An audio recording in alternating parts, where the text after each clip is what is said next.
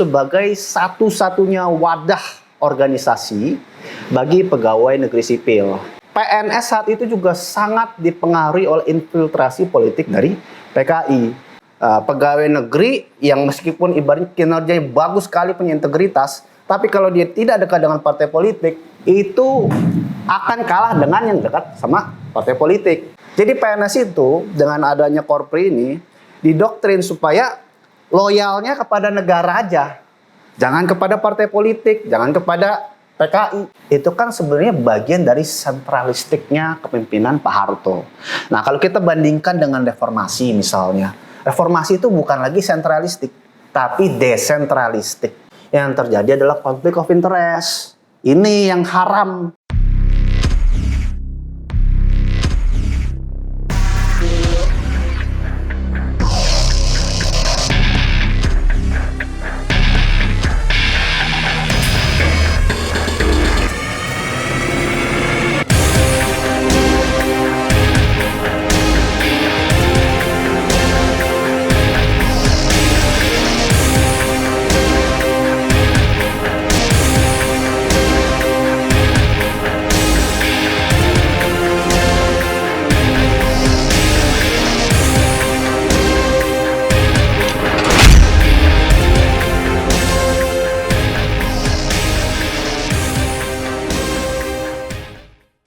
Assalamualaikum warahmatullahi wabarakatuh. Selamat datang, salam sejahtera untuk kita semua. Halo sahabat arsip, dimanapun kalian berada. Senang sekali saya, Muhammad Tama Bara Sakti, yang biasa dipanggil Bara, dapat kembali menemani Anda dalam program Top Secret. Topik seputar cerita presiden terdahulu, menguak cerita tanpa rahasia. Program ini merupakan kegiatan dari Pusat Studi Arsip Statis Kepresidenan, Pusdipres, Arsip Nasional Republik Indonesia. Melalui program ini, kita akan belajar banyak kisah-kisah terkait kepemimpinan presiden kita terdahulu melalui arsip kepresidenan. Nah, episode kali ini bukan tanpa alasan saya memakai baju Korpri, karena sekaligus memperingati hari ulang tahun ke-54 Korps Pegawai Republik Indonesia yang jatuh pada tanggal 29 November 2025. Sebagai bentuk refleksi atas perkembangan Korpri itu sendiri, judul dari Top Secret hari ini adalah mengulik arsip perkembangan Korps Pegawai Republik Indonesia dalam tiap masa presiden. Melalui acara ini, kita akan melihat Korpri yang berkembang dan bertransformasi dari sejak didirikan sampai hari ini. Dan tentu saja, saya tidak sendirian. Di samping saya ada Saudara Agil Kurniadi. Selamat datang Mas Agil. Terima kasih Mas Bara. Berkenalan sedikit, jadi Mas Agil ini sekali sebagai sejarawan juga sebagai pengelola atau pengurus dari komunitas Klub Tempo Dulu Jakarta. Oke, jadi Klub Tempo Dulu Jakarta itu ada cabangnya dan Mas Agil yang di Jakarta ya? Iya, di Provinsi Jakarta. Selain itu juga, Mas Agil ini mengelola private sektor terekam jejak. Yes. Oke, itu bidang apa tuh Mas?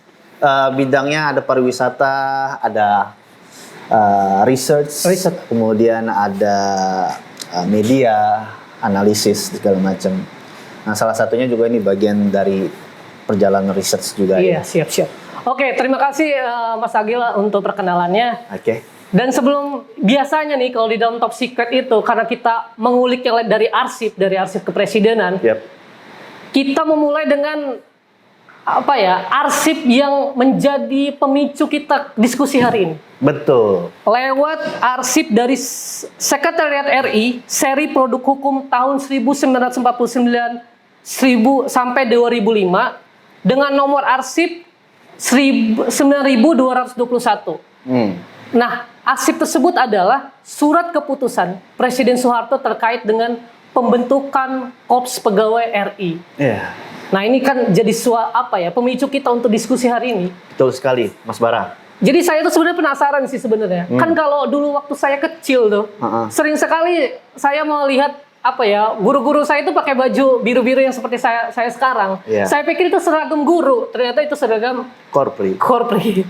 Jadi boleh menceritakan sedikit Mas, kira-kira apa sih latar belakang didirikannya Korpri? Oke, makasih Mas Bara. Bajunya juga bagus ini Korpri. Yang Oh terbaru ya. ini kayak desain baru Mas. Desain baru desain ya. baru, iya. Jadi lebih Gen Z sekarang Iya, gitu. siap-siap.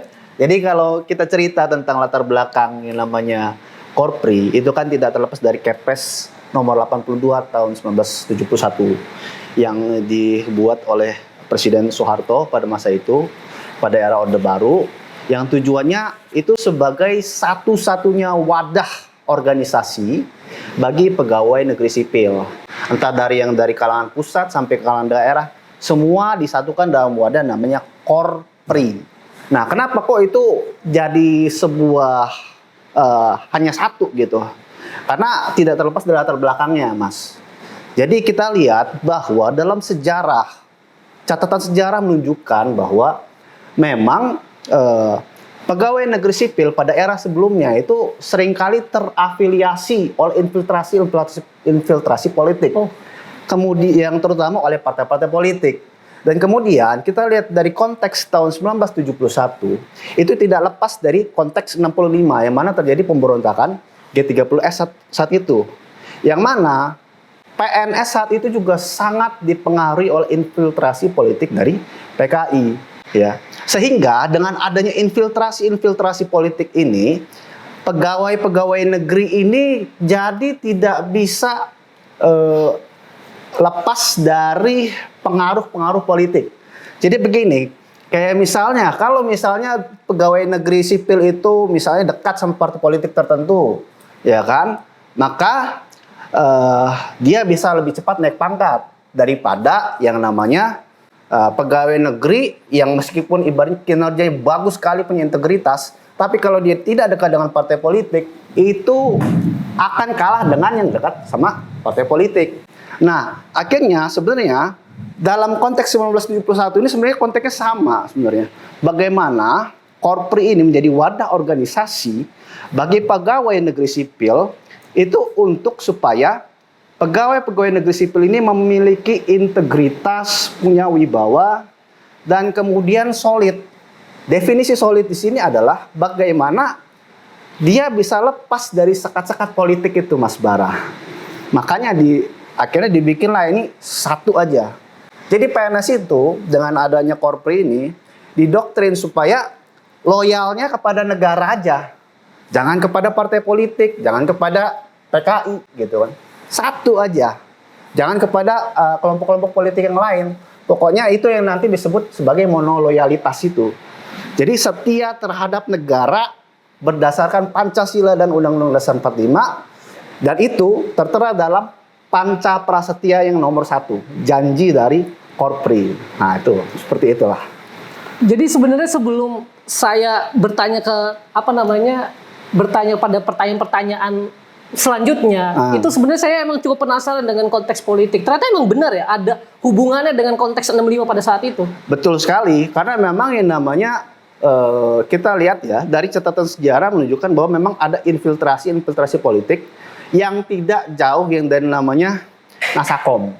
Nah, waktu itu kan di tahun 65 kan memang ada pemberontakan G30S. Banyak orang kan menilai itu PKI dalangnya.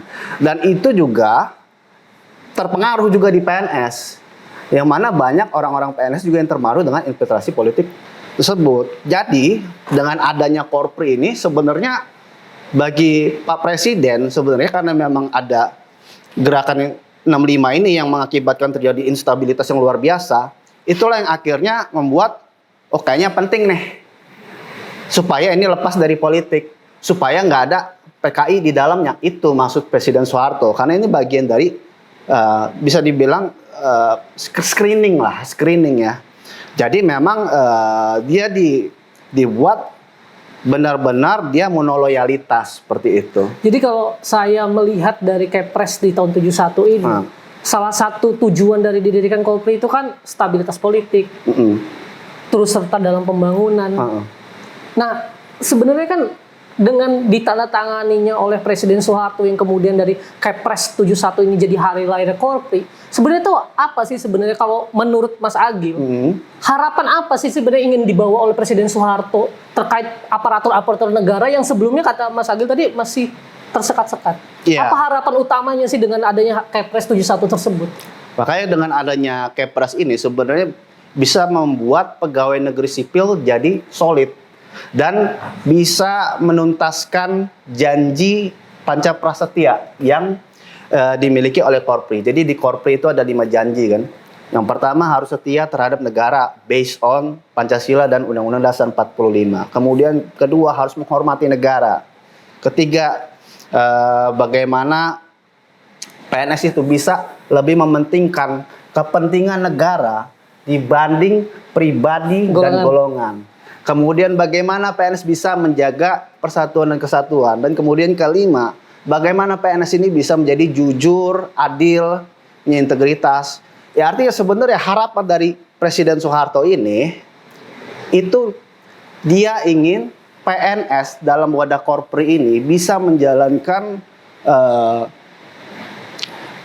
fungsi politik, sosial, dan ekonomi, bahkan fungsi ideologis yang tersedia dalam wadah Korpri. Yang selain itu juga bagaimana PNS ini bisa jadi kualitasnya bagus gitu loh. Ya jadi PNS ini punya jiwa korsa, punya jiwa solid. Nah itulah yang sebenarnya diharapkan oleh Presiden Soeharto. Jadi sebenarnya dari Kepres ini pun sebenarnya udah ada nilai-nilai yang diharapkan. Udah ada. Dari loyalitas, solidaritas. Terus untuk pembangunan. Betul, pembangunan. Mementingkan kepentingan negara. Kayak misalnya contoh ya, kita lihat bagaimana pembangunan. Dengan adanya Korpri ini kan punya akses politik secara langsung ya. Nah, dengan adanya Korpri ini, PNS itu bisa digerakkan untuk mobilisasi program-program pembangunan. Misalnya contoh, waktu dulu kan ada keluarga berencana. Ya kan, bagaimana PNS itu bisa bergerak. Gotong royong, dulu ada gotong royong. Cuman kalau sekarang saya belum tahu. Ya, jadi gotong royong, ya kan, kemudian melaksanakan fungsi sosial, kesehatan, dan sebagainya. Nah itu sebenarnya dijalankan, yang itu juga jadi bagian sosial dan ekonomi. Dan kemudian bisa kita lihat dalam ekonomi, bagaimana Korpri itu memiliki pemberdayaan ekonomi ya, kayak unit usaha ya kan, dan sebagainya. Ya sebenarnya untuk kesejahteraan juga. Jadi dalam artiannya bisa dibilang Korpri ini seperti rumah keduanya PNS. Para aparatur. Yes. Jadi kalau PNS punya rumah ditinggal masing-masing itu pasti rumah pertama. Ya, kalau rumah keduanya Korpri. Oke. Menarik sekali. Jadi kalau kita melihat dari koleksi atau khazanah lah kita menyebutnya. Khazanahnya arsip statisnya di Arsip Nasional. Yeah. Memang pada masa Presiden Soeharto ini cukup banyak yang berkaitan dengan Korpri. Jadi kita bisa lihat bahkan dari Kepresnya, dari pembentukan yang kemudian jadi hari lahir, dokumentasi Presiden Soeharto yang hadir pada saat hari ulang tahun Korpri. Betul. Termasuk pula isi dari pidato-pidatonya Presiden Soeharto. Iya. Jadi kan itu begitu begitu sangat penting lah bagi Presiden Soeharto itu sendiri. Iya. Nah ini jadi menarik nih. Jadi ada beberapa arsip dokumentasi yang kemudian Presiden Soeharto ini hadir di acara hari ulang tahun Korpri. Seperti khazanah di inventaris arsip foto Setnek tahun 1966-1989 nomor 1752. Nah itu ada foto Presiden Soeharto bahkan memakai baju Korpri. Hadir di acara Korpri. Nah ini jadi menarik sebenarnya Mas Agil. Kemudian pertanyaan ini akan beralih dari yang kemudian saya tadi ingin bertanya tentang terkait latar belakang, harapan, nilai-nilai apa yang ingin ditanamkan. Nah, di dalam konteks politiknya Orde Baru, ini kan kita dalam sebuah pemerintahan nggak mungkin kita nggak lepas dari konteks politik kan. Seperti apa sih Korpri ketika udah berjalan dari tahun 71 ini di antara pemerintah dan masyarakat pada masa Orde Baru? Posisinya seperti apa Korpri itu sendiri? Jadi kalau posisi Korpri pada masa era Presiden Soeharto itu, dia tidak akan terlepas dari namanya akses politik. Mungkin nanti kita akan bahas lebih lanjut dalam pembahasan selanjutnya. Artinya gini, tidak lepas dari akses politik kita, artinya dia bagian dari yang namanya sekretariat bersama Golkar. Jadi bisa dibilang tuh ada Golkar ini punya underbow kayak misalnya Soksi dan sebagai Osgoro ya kan, salah satunya Korpri. Yang sebenarnya kalau cakupannya itu artinya Korpri itu pada era Orde Baru dia memiliki akses politik secara langsung untuk menyampaikan aspirasi-aspirasinya, ya. Sehingga kalau misalnya akses politiknya secara langsung itu negara untuk memobilisasi tertentu, ya, memobilisasi massa di dalam Korpri itu bisa lebih mudah, terutama dalam menjadi agen-agen pembangunan seperti itu. Kalau apa namanya, kalau kayak misalnya keinginan kan, kalau aparatur itu kan pasti selalu ada keinginan. Itu bisa diwadahi juga berarti di Korpri. Bisa. Karena akses politik itu tadi. Karena akses politiknya langsung. Justru karena akses politiknya langsung, jadi koordinasinya lebih mudah. Dan kemudian juga sudah pasti ada anggaran yang artinya gini, Korpri juga disubsidi dalam hal itu, meskipun juga ada iuran ya. Tapi kan di situ juga ada sejenis upaya membangun. Makanya kalau kita lihat, kita foto-foto Soeharto dia menggunakan baju Korpri saya pernah lihat tuh ya foto yang di arsip itu Soeharto pakai baju Korpri, ya kemudian didampingi wakil presidennya Sudarmono, serta di sebelah kirinya ada kepala Bakin itu Pak Maniuruk. Itu dia pakai baju Korpri untuk bersiap untuk dalam hari penyambutan hari lahir Korpri. Artinya di sini bentuk Soeharto itu memiliki kepedulian yang tinggi terhadap Korpri, ya, yang notabene merupakan alat negara, gitu kan. Ya meskipun memang dalam catatan sejarah kita juga melihat kritik-kritik itu, ada Mas Bara ya, namanya kan satu masa ada ketidaksempurnaan, yaitu bagian dari dinamika politik dan sejarah gitu. Tapi setidaknya dengan dia mencakup dalam akses politik ini, dia bisa menjadi para agen-agen Korpri ini bisa langsung untuk mengkampanyekan program-program pembangunan. Dan juga kalau misalnya Korpri ini masih berada dalam akses politik dari satu negara, artinya kemampuan presiden untuk mengkontrol birokrasi itu akan lebih mudah. Jadi artinya kalau misal dalam reformasi, dulu dalam debat Pak Jokowi versus Pak Prabowo ya, yang waktu semasa Pak Jokowi jadi presiden, itu dibilang birokrasi satu pintu. Sebenarnya maksudnya sama. Gitu. Di era Orde Baru juga begitu.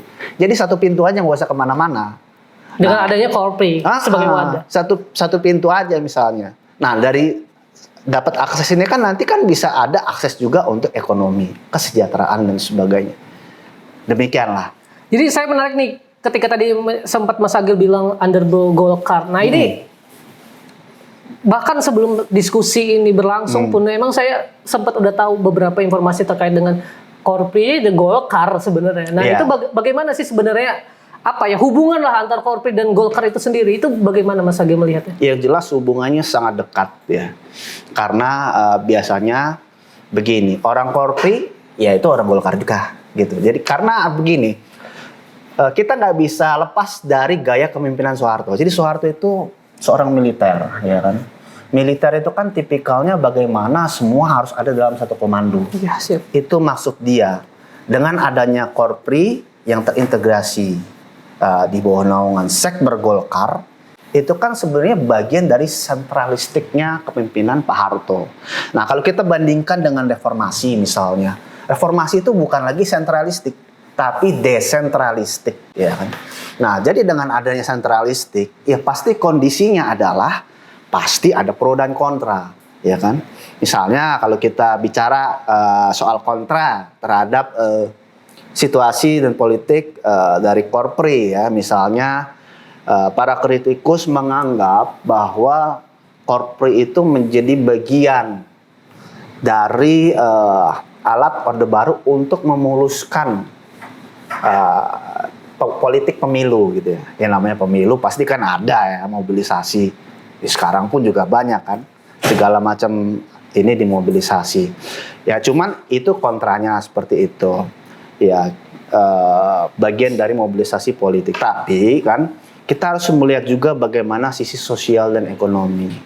Jadi dalam konteks politik soal mobilisasi massa memang dia bias karena sulit dibuktikan. Tapi dalam sosial dan ekonomi itu memang Korpri punya peran yang baik. Makanya saya bilang itu rumah kedua bagi PNS itu ya karena memang PNS nyaman dengan itu. Mereka bisa mendapatkan penghasilan tambahan dari kegiatan-kegiatan ekonomi.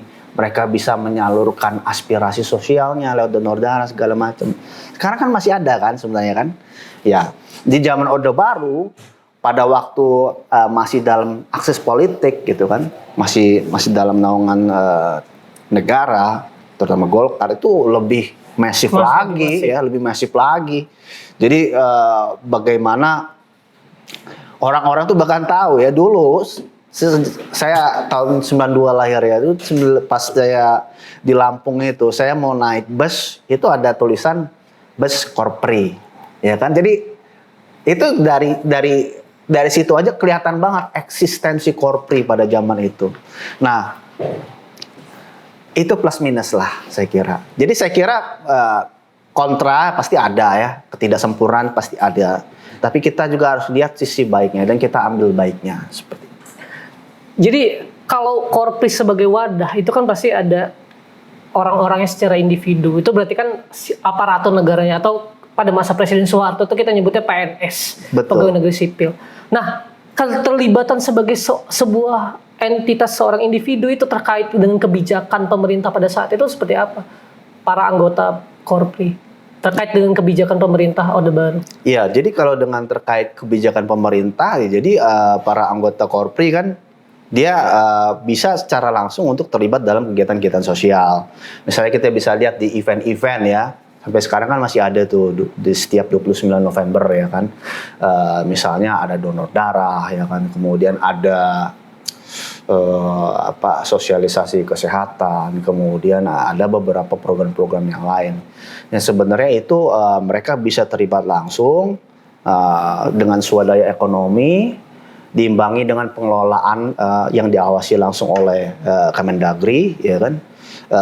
Itu yang akhirnya memperlihatkan bahwa PNS ini bukan cuma sekedar administratif dia belaka, tapi juga perannya punya pembangunan. Punya peran untuk menjadi agen pembangunan dan menjadi alat ideologis. Alat ideologis ini bukan di diksi negatif, artinya begini, kita bisa melihat alat ideologis ini sebagai satu bagian dari menyokong pembangunan. Kayak contoh misalnya bagaimana terlibat dalam Korpri ini anggota Korpri terlibat dalam kegiatan sosial. Dulu ada P4 Pak, penataran Pancasila itu ya, yang sebenarnya itu bagian dari pendidikan, pembinaan gitu kan. Nah itu yang sekarang mungkin nggak ada ya, karena P4 sudah dihapuskan. Tapi sebenarnya kalau saya lihat, ya justru itu fungsi ideologis dari satu negara gitu kan, menanamkan doktrin Pancasila, terlepas apapun kontroversinya ya. Ini kan kalau udah perspektif masing-masing. Tapi menurut saya itu ada bagusnya seperti itu. Jadi kita itu punya arah yang sama, bagaimana Korpri ini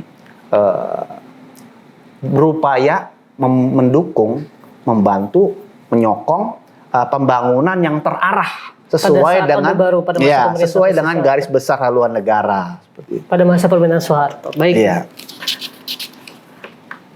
Nah, sebenarnya kan setelah bagaimana keadaan lah kita nyebutlah wadah Korpri itu pada masa Presiden Soeharto, ini menarik nih.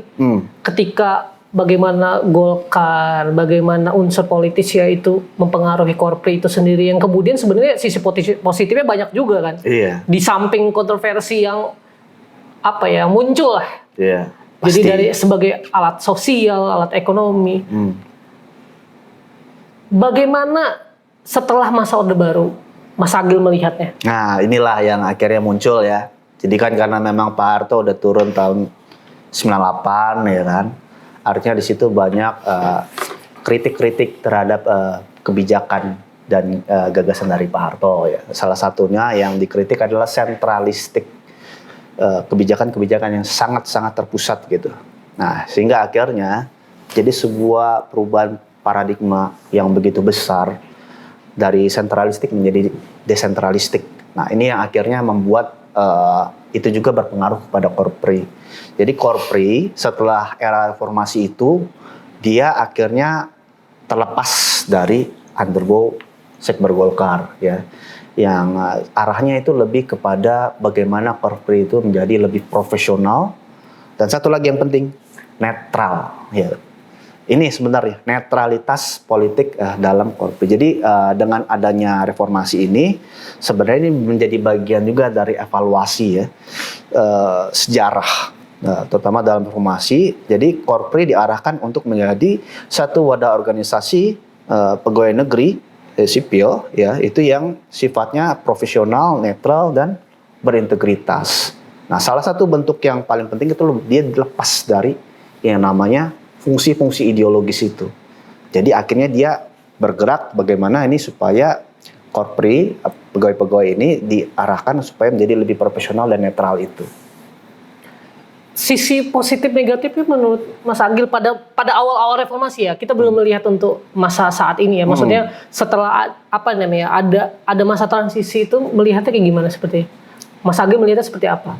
Ya, sisi positif dan negatifnya memang kalau untuk positifnya ya, kalau saya lihat memang positifnya adalah dengan adanya pemisahan ini antara negara, birokrasi dan politik ya, artinya sebenarnya Korpri jauh lebih independen ya, jauh lebih independen, lebih berdaya guna. Tapi memang dari sisi negatif ya, memang yang namanya kalau udah lepas dari akses politik ya dia nggak bisa dapat akses politik secara langsung, ataupun setidaknya ya akses politik itu tidak sesignifikan di zaman Orde Baru gitu kan. Kalau dulu pada zaman Orde Baru kan Pak Soeharto ya kan pakai baju Korpri, Wapres pakai baju Korpri ya kan, apa-apa Korpri.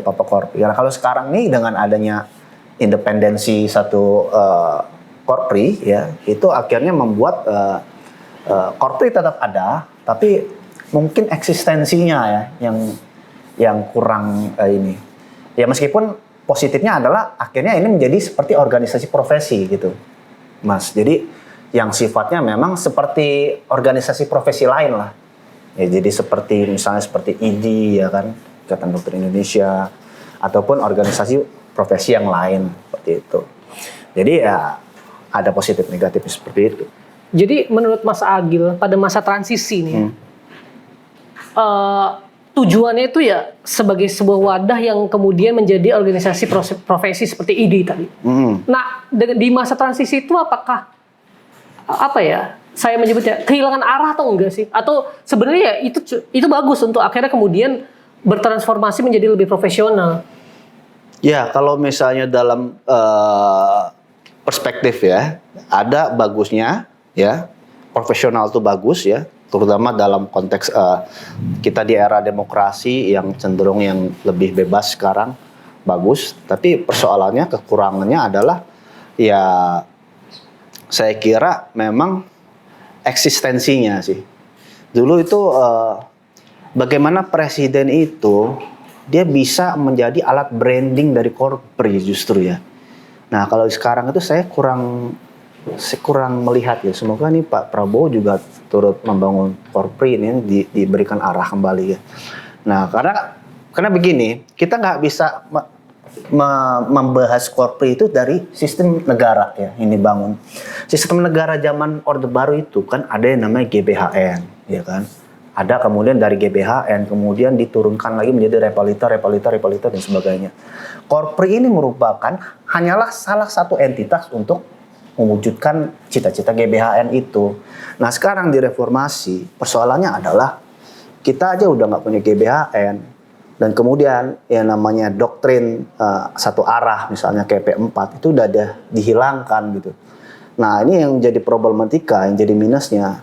Mungkin kalau misalnya orang anggap Korpri tujuannya untuk apa, ya mungkin itu orang jadi bertanya-tanya gitu karena arahnya dari Korpri ini juga memang udah menuju ke profesional, tapi bagaimana masa depan itu yang mungkin masih perlu kita telusuri kan, seperti apa kan. Nah, jadi bisa dibilang ini pisau bermata dua gitu ya. Pisau bermata dua itu dalam artian di satu sisi bagus sekali itu menuju profesional, netral, tapi di sisi lain ada ada hal yang hilang gitu. Ada yang hilang dalam artian itu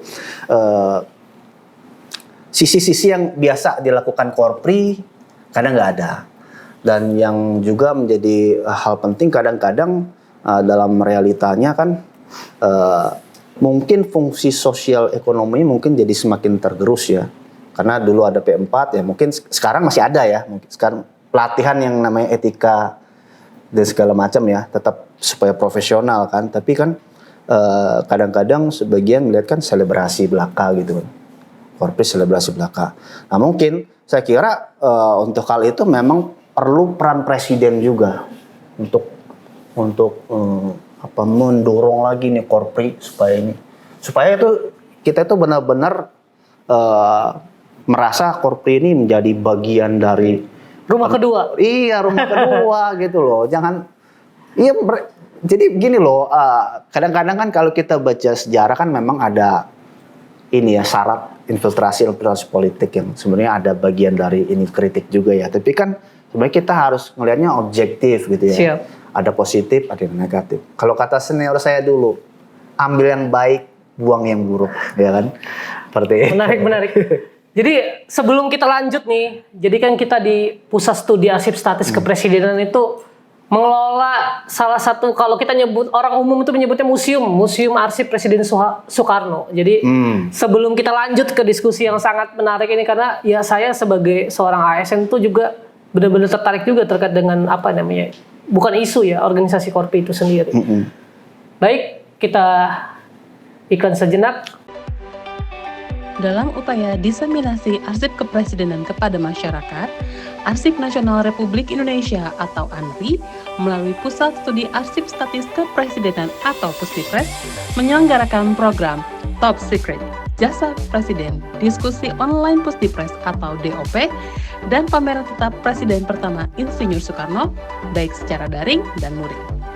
Bagi sahabat arsip yang ingin melihat pameran arsip kepresidenan secara virtual, dapat mengunjungi laman ANRI di www.anri.go.id. Apabila sahabat arsip ingin melihat pameran dan gedung cagar budaya secara luring, sahabat arsip bisa mengunjungi Puspipres di Jalan Gajah Mada nomor 111 Jakarta Barat dan tidak dipungut biaya. Pameran ini terbuka untuk umum dari hari Senin sampai Jumat mulai pukul 9 hingga pukul 15 waktu Indonesia Barat. Sahabat arsip dapat mengirimkan surat elektronik ke alamat info@anri.go.id. Kami tunggu kunjungan sahabat arsip. Selamat datang kembali sahabat arsip. Iklan yang sangat menarik, jangan lupa datang ke Gajah Mada. Oke, jadi Mas Agil, kita lanjut. Iya. Jadi saya itu waktu pemilu tahun 2024 itu saya akhirnya jadi berpikir tentang solidaritas, tentang bagaimana mempublikasikan kebijakan-kebijakan pemerintah atau hanya sekedar untuk tidak terjadi polarisasi itulah. Nah, salah satu yang menarik pada tahun 2024 itu terkait dengan, saya ingat sekali saya sempat bikin tulisannya terkait ASN itu tidak boleh foto pakai pose jari. Nah itu kan saya akhirnya mempertanyakan, emang sampai sebegitunya kita foto jari aja nggak boleh? Padahal kan jari kan otomatis kan, maksudnya secara ini pun otomatis kita berpose itu nggak tanpa ada niat apapun. Namanya kan pose kan. Nah akhirnya saya mengulik terkait dengan peraturan itu, ada nggak sih sebenarnya larangan terkait pose jari? Ternyata tidak ada, Mas. Sama sekali tidak ada satupun larangan yang melarang kita pose jari pada saat pemilu tersebut. Nah, dasarnya konten-konten media sosial, bahkan pemerintah untuk lembaga-lembaga negara bahkan meng-share nggak boleh pose jari. Katanya menurut kebijakan 4 kementerian termasuk KPU. Ternyata kalau kita baca itu nggak ada sama sekali, Mas, yang melarang. Yang dilarang adalah kita foto sama calon yang ikut pemilu tersebut, kita pakai pose jari, itu baru nggak boleh. Jadi sebenarnya nggak ada kita pose jari kita tanpa ada peserta pemilu tersebut, nggak ada larangan sama sekali.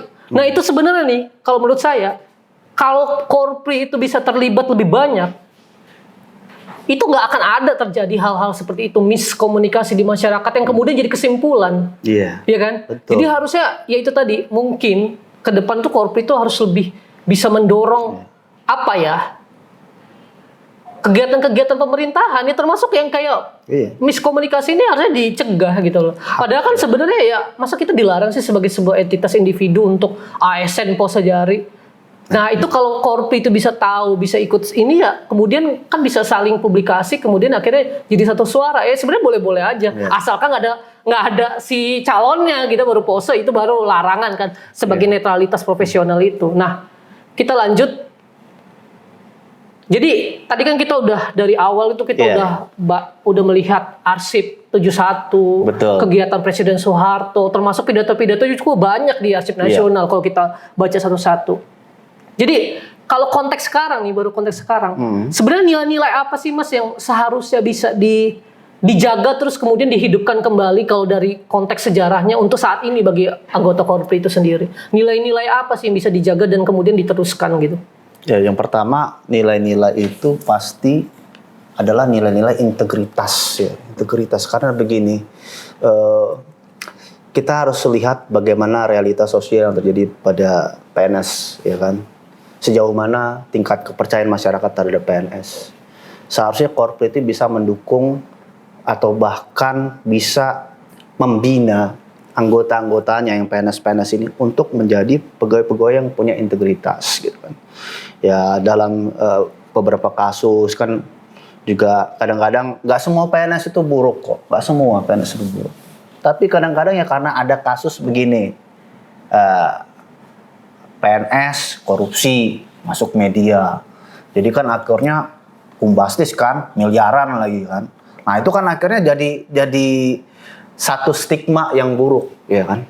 Nah seharusnya Korpri itu bisa membawa arah ya supaya kualitas dari PNS itu meningkat ya. Itu nomor satu, integritas is very important. Kemudian yang kedua netralitas. Ya memang mau tidak mau kita lihat bahwa birokrasi pegawai-pegawai negara itu memang bagi politik itu merupakan kue yang sangat nikmat gitu loh untuk dimobilisasi ya kan.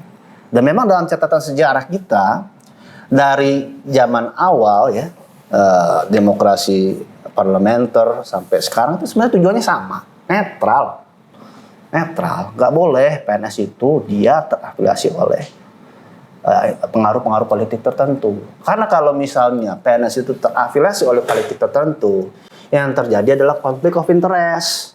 Ini yang haram gitu loh. Nggak boleh bagi PNS untuk seperti itu. Nah, adalah tugas Korpri untuk membina supaya ini tetap jalan. Nah, kita melihat sejarah kita, terutama dalam hal Korpri, itu memang lagi-lagi banyak melenceng di soal netralitas ini. Tapi memang namanya pemilu, namanya politik kekuasaan itu memang terlalu rakus gitu. Absolute corrupt gitu. Jadi yang akhirnya saya pikirnya begini ya. Kalau misalnya bilang Orde Baru menjadikan Korpri sebagai alat politik ya untuk mobilisasi massa dan sebagainya, ya bisa benar bisa enggak. Ya kan tergantung orang juga ya. Termasuk sekarang, apakah emang nggak bisa Korpri dijadiin alat? Bisa aja kan sebenarnya kalau kekuasaan mau. Tapi tergantung kalau misalnya setiap PNS punya integritas, punya nilai netralitas, ya kan? Itu pasti dia akan menjaga. Kalau dalam bahasanya ini akhlak ya, akhlak BUMN ini akhlak tuh, ya kan? Punya akhlak gitu kan, pasti dia akan menjaga. Kita juga berakhlak nilainya, Mas. Iya berakhlak gitu. Jadi emang penting. Yang ketiga itu profesional gitu. Jadi dia harus memiliki kemampuan profesional dalam arti tanggung jawab untuk menjaga marwah gitu kan. Jadi PNS itu harus punya sejenis tanggung jawab moral ya sebagai abdi negara ya.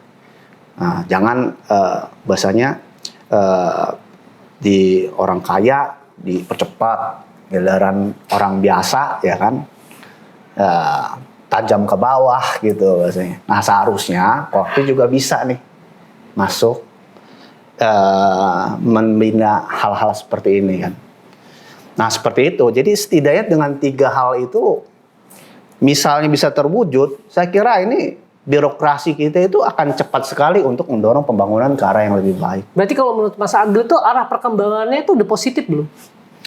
Sampai saat ini. Dari tahun 71, dari mulai transisi Orde Baru, kemudian bertransformasi pada masa reformasi sekarang, gimana sih arah perkembangannya? Sejauh ini menurut saya perkembangan arah itu udah semakin ke positif ya. Jadi begini, Orde Baru, jadi Presiden Soeharto itu udah memotong yang namanya deviasi itu dari yang terafiliasi politik ke zaman PKI. Demokrasi parlementer terpimpin ya kan. Banyak banget yang tarik ulur kepentingan. Orde Baru motong itu. Tapi ya lagi-lagi namanya politik kan. Ya orang-orang sekber Golkar. Ya kan nggak langsung presiden kan itu kayak gitu kan. Jadi narik-narik ya. Jadi kalau ceritanya nih, dulu orang Korpi yang diajak. Ayo dong. Slogan aku coblos Golkar ya kan. Diajak-ajak lewat pembinaan ya kan, ada kunjungan kerja ya kan, pembinaan ya, segala macam sosialisasi. Situ ada masuk, tapi tetap bias karena sulit dibuktikan di situ kan. Nah, tapi infiltrasi politik tetap ada. Sekarang di reformasi kita benar-benar pisah lagi nih ya kan. Lebih condong ke arah independen nih ya kan. Seperti profesi, asosiasi profesi yang lain ya. Tapi problemnya kadang-kadang karena terlepas dari akses politik, itu soal mau bangun sesuatu kan butuh dana ya kan, segala macam ya kan. Ya memang iuran ada, tapi kalau misalnya negara kurang mendukung secara struktural, itu kurang kuat gitu loh bahasanya. Nah jadi sebenarnya tinggal sekarang ini bagaimana nih presiden sekarang nih, presiden kita Prabowo Subianto itu benar-benar bisa mendorong Korpri sebagai satu organisasi yang bisa jadi rumah bagi kita bersama, bisa jadi organisasi teladan. Rumah kedua. Yes. Tapi tetap harus netral, profesional. Iya, integritas, netral dan profesional itu hal yang penting yang harus dibawa. Jadi tinggal sebenarnya presiden menurut saya yakin, hakul yakin bahwa kalau misalnya Pak Prabowo nih, misalnya nanti di hari Korpi dia datang ngasih sambutan, ngasih ini. Jadi saya rasa orang-orang PNS, Korpi itu jadi merasa, oh ternyata ini diwadahi. Jadi kadang-kadang memang ini perlu dorongan nih kalau untuk sekarang. Netralitasnya udah bagus, tinggal didorong bagaimana. Tinggal presiden mendorong, ya kan. Sehingga bisa lagi nih untuk soal birokrasi segala macam, mekanisme segala macam kan bisa lebih mudah segala macam gitu. Terima kasih Mas Agil. Jadi ini pertanyaan terakhir nih Mas Agil sebenarnya. Karena terbatas waktu, kita nggak durasi juga lah Mas Agil. Iya. Jadi kan di era sekarang ini, di era media sosial sekarang itu kan keterbukaan informasi itu kan apa ya, sangat besar lah, luas. Ya tadi kalau kata Mas Agil, ada yang sedikit masalah dikit langsung rame, langsung akhirnya jadi simplifikasi. Oh ternyata ASN itu seperti ini gitu kan. Tapi kan itu kan sebuah apa ya, sebuah hal yang tidak bisa kita hindarkan kan. Karena ya eranya udah era sekarang, zamannya pun udah berubah. Nah ini jadi pertanyaan menarik sebenarnya menurut saya. Profesional, netral, tapi tetap harus melakukan apa ya, reformasi birokrasi dan pelayanan publik di era informasi yang sangat terbuka seperti sekarang. Kita nggak bisa menghindari keterbukaan informasi yang sangat besar. Nggak bisa itu disebut sebagai masalah, tapi harus sebagai sebuah tantangan kalau menurut saya. Challenge ya. Nah, bagaimana nih? Ini pertanyaan terakhir nih. Bagaimana sih sebenarnya menurut Mas Agil nih dari konteks sejarah sampai hari ini? Apa yang harus dimainkan dan tanda kutip dimainkan oleh Korpri sendiri? Peran apa sih yang bisa dimainkan terkait dengan pelayanan publik di era yang keterbukaan informasinya sangat luas, tidak seperti pada masa sebelumnya? Peran apa yang harus dimainkan oleh Korpri? Ya, thank you. Mas Bara, ini pertanyaan terakhir tapi pertanyaan paling sulit. Saya lihat begini ya. kita tidak bisa menghindari bahwa ini bagian dari konstelasi masyarakat dunia.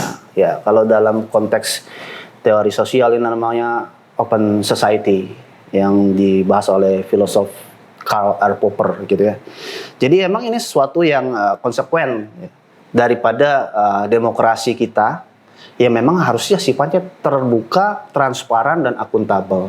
Sesuatu yang tidak bisa dihindari sejak 1998. Terlebih dengan adanya era Android ya, TikTok ya. Bahkan sekarang ada namanya standar TikTok ya. Saya kurang ngerti.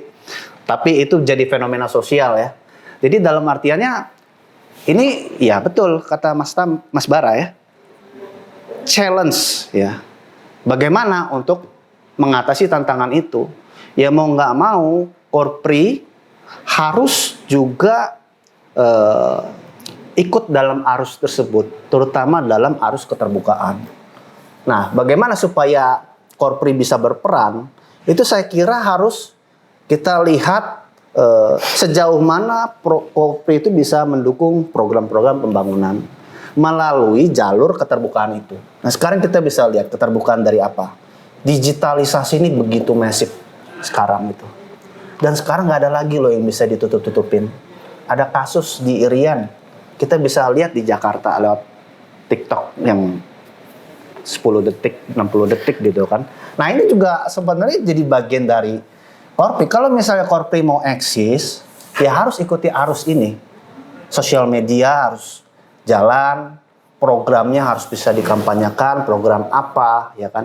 Kemudian saling mendukung antar lembaga. Iya, artinya gini, kita harus bisa melihat bagaimana menata organisasi secara struktural maupun kultural. Ya secara struktural ya presiden harus turun tangan, ya kan, membantu.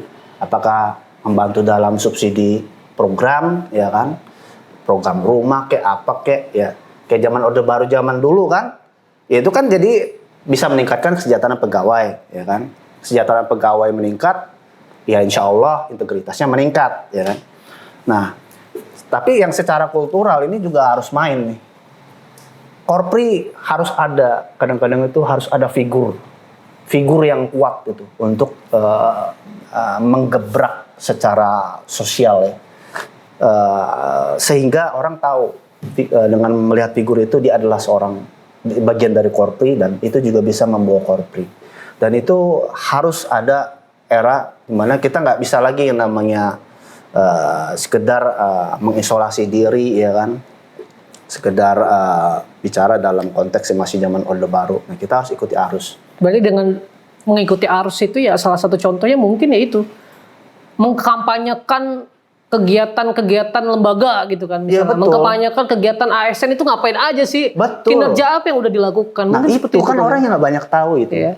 Jadi emang kita nggak bisa lepas dari sosial media dan mau nggak mau ya kalau udah nyemplung gede ya udah nyebur aja, nyelam aja sekalian gitu ya. Jadi ya kayak sesuatu yang tidak bisa dihindarkan.